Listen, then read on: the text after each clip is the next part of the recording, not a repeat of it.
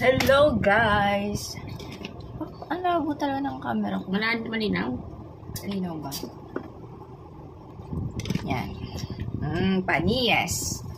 Jack about sa credit card. May nakalagay papirmahin at isulat ang ID details. So, secured na secured. Ito ay galing sa East West. So, pag-usapan natin ang mga credit cards ni Jack. Ayan. Gold na gold! My God. Puro lang po credit card si Jack. Ang dami po niyang credit card. Matitingin. Ay, pinagkakatiwalaan siya ng madlang people. Pero hindi siya pinagkatiwalaan ni Tala. Parang maganang mukha ko. By the way, wag niyo pansinin yung aking kila. Ano bang tawag sa pinagawa sa ombre? Yung may strokes na ganun. Kahapon lang po yan. Bawal pa basain. So, bakit nga ba yung iba hindi ma-approve sa credit cards? And, bakit yung iba napakadaming credit cards? By the way, ang pinag-uusapan natin ay credit card ni Jack, hindi sa akin. So, wala po akong credit card na sarili kong pangalan.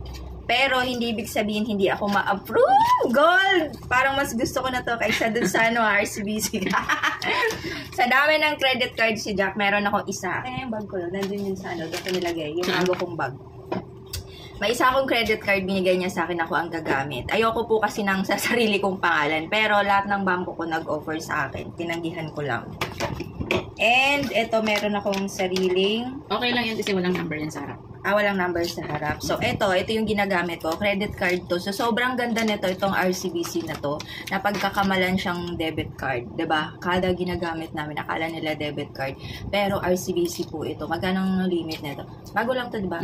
59,000? 59. Pero, ako gumagamit nito and si Jack nagbabayad. Tapos, ito yung bago. Ayan. Ito na siya. From East West. Dalawa ng credit card mo sa East West, no? So, ito hindi ko to alam eh. So, ang credit card ni Jack, ang pinakauna, East West. Diba? PNB. PNB yung palagi mong ginagamit. Tapos, ito bakit dalawa na ang East West mo? May silver and gold. Yan. Hindi ko alam, basta pinadala lang. Silver and gold. Alam niyo, pag pupunta kayo sa mall, sa kung saan-saan, diba? Lalo na yung sa convention ng Pure Gold. Diba, pag pumunta kayo doon, dami nag-offer. Tapos may libre kang headset, bag, payong, ganyan. Ikaw nga card invalid unless activated. So, kailangan mo siya i-activate. Diba? So, ang daming credit card ni Jack. Lilinawin ko ulit ha. Pinag-uusapan natin ay credit card ni Jack. Bakit pala na-approve siya? And meron kaming kilalang engineer. Wala siyang credit card. Engineer na yun ha. May kilala din kaming teacher. Wala din siyang credit card. Kahit gusto nila magkaroon. Kasi hindi lahat nagkakaroon ng chance na magkaroon ng credit card. Ako may chance pero ayoko kasi hindi ako magaling sa mga due dates. Hindi ako sanay magbayad ng utang. More on cash kasi ako. So, ang topic natin ngayon kung gaano kahalaga na magkaroon ng credit card para sa mga taong responsable, marunong magbayad. So, walang masamang umutang basta marunong kang magbayad. So, ngayon may magtatanong dyan, ilang beses na ito tinatanong sa akin, si Sibon, pwede ba mangutang pagka utang yung puhunan? Walang problema sa utang talaga, walang problema dyan. Basta marunong kayong magbayad ng utang. Kasi maraming malalaking negosyante na doon sila sanay. Alam mo yung mga risk takers sila. Halos karamihan nga sa negosyante ay maraming credit card. Bakit? Kasi pinapautang ka ng bangko na walang interest. Basta hindi ka lalagpas sa due date mo. Tama ba, lab? So, lahat ng credit card na to, ilan na lahat ng credit card mo? Apat ba? Kasama yung, ito. Dati PNB lang, no? So, mo na to? Credit din yan. Credit din to. Bali 5. Sa Security Bank, 2 East West, isang PNB, isang RCBC. So, itong RCBC, ako may hawak na to. Ako gumagamit. So, kapag ginamit mo to lahat, magkano lahat ang limit nito? Walang tubo. Kung wala kang mahihiraman sa tao, sa kaibigan mo, sa kamag-anak mo, na, syempre, 'di ba? Kahit kung sa kaibigan mo, sabihin na walang tubo, pampalubag-loob, mahiya ka naman na hindi mo siya bigyan kasi pinagkatiwala niya sa iyo yung hard-earned money mo. Sa bangko, basta hindi ka lumagpas sa due date mo, Kasi meron naman yan online banking. So, dapat alam mo, nandun lalabas kung kailan ang due date mo, kung saan mo siya na-swipe, kung saan mo nagamit. Wala pong tubo yun, zero interest fee. Wala siyang annual At fee. karamihan sa credit card ni Jack ay walang annual fee. Yung annual fee, Lahat. lahat, di ba? Yung annual fee, parang may bayad ka nun every year. Mababa 1,500. Mababa 1,500, yung iba 2,500. So, ito wala. Baga talagang, so dahil pinagkatiwalaan ka ng mga bangkong to, limang bangko na to, dapat ingatan mo yung pangalan mo.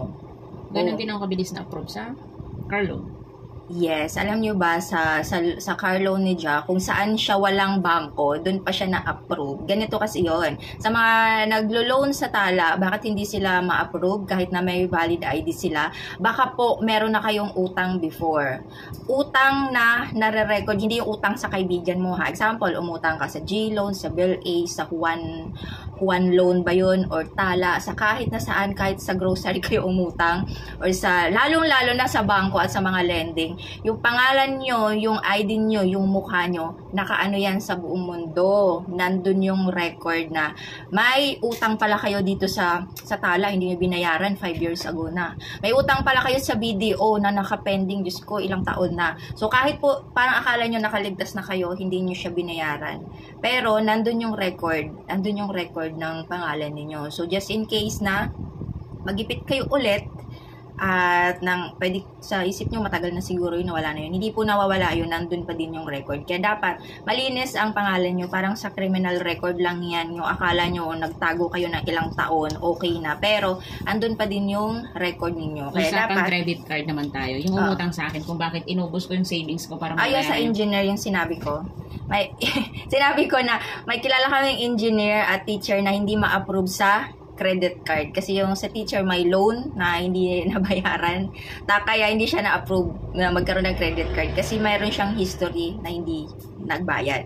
Sa engineer naman, hindi maka-loan ng kahit saang loan kasi ang dami niyang utang sa bangko and may nahatak na siyang sasakyan. Kaya, ingatan niyo, ano yung sabi mo yung... Sabi ko, kahit maubos yung savings ko, kasi ginamit niya yung credit card ko eh. Kaya kahit naubos yung savings ko, mabayaran lang yung mga credit card na ginamit niya, ginawa ko. Wag lang masira yung pangalan ko. Kasi po, yung engineer na kilala namin ni Jack ay ginamit yung credit card ni Jack bilang pakikisama, panggas, pangkain. Nabudol ka talaga, hindi ka naniwala sa akin eh. Sabi ko sa'yo, wag eh. Ayun, hindi siya nakabayad. Panggas, pangkain lang naman. Yung cellphone. Yung cellphone. Oo. Panggas, pangkain ka na panggas pangkain, mabot ng ngayon, hindi na siya masyado nagre-reply sa mga text. Pero nagsabi naman siya na magbabayad siya. Yun, ingatan nyo yun kasi once na pinagamit nyo yung credit card nyo sa kaibigan nyo, tapos hindi sila marunong magbayad. Tapos wala kayong pambayad. Pangalan nyo yung masisira. So, kailangan may backup kayo dun. Dapat bayaran nyo para malinis yung pangalan nyo. Katulad nito, unexpected na may dumating na panibagong credit card si Jack. So, may silver na siya. Meron pa siyang gold. Hindi mo pa na-check kung magkano credit limit nito. So, mas maganda kapag malinis yung pangalan natin para pwede tayong makahiram sa bangko. Kasi kahit ilang milyon. Sinami yung CEO ng coffee na pampapayat, na ano din yun eh, sa kaka-travel niya, 10,000 na lang yung natira sa bangko niya, sa savings account niya. Pero dahil nga, good ang standing niya, may nagtiwala sa kanyang bangko na magpautang ng millions. Tapos, ginamit niya yun para pang business. So, mas maganda kung may credit card kayo. Kung walang nag-offer sa inyo at sa tingin nyo, wala naman kayong pinagkautangan at may bangko kayo, punta kayo sa bangko nyo, mag-inquire kayo kung pwede kayo magkaroon ng credit card. And pwede nyo yung gamitin pambayad sa grocery. Tapos, kung may cash kayo, pwede nyo pang ipaikot. Doon, pwede nyo magamit sa mga hindi pwedeng gamitan ng credit card. Ayan. Kasi, ang credit card ay walang interest basta mabayaran nyo siya bago ang due date. So, congratulations. Alam nyo na ngayon kung bakit yung iba hindi ma-approve kahit nasabihin nila na siguro dahil nga sa meron silang pending na utang before. At saka, ang kagandahan nito, tumataas yung credit limit mo. Tapos, may maiipon ka pang points. May points din to na good as cash din. Pwede mo din siyang ipamili. Parang mga suki card lang, 'di ba? Pagka ginagamit mo palagi, may mga extra points, may privilege. Basta sa akin, ito ang ganda ng credit card ng RCBC kasi mukha siyang Mukha siyang debit card. Yan. So, meron akong credit card pero hindi sa akin nakapangalan. Kay Jack. So, painantay nyo, mag-apply na kayo ng credit card. 'Di ba? Kung panggamit sa negosyo. Panggamit sa negosyo, yun yung maganda. Basta marunong kayo magbayad at alam nyo ang due date nyo. Walang masama doon. Walang masama sa utang.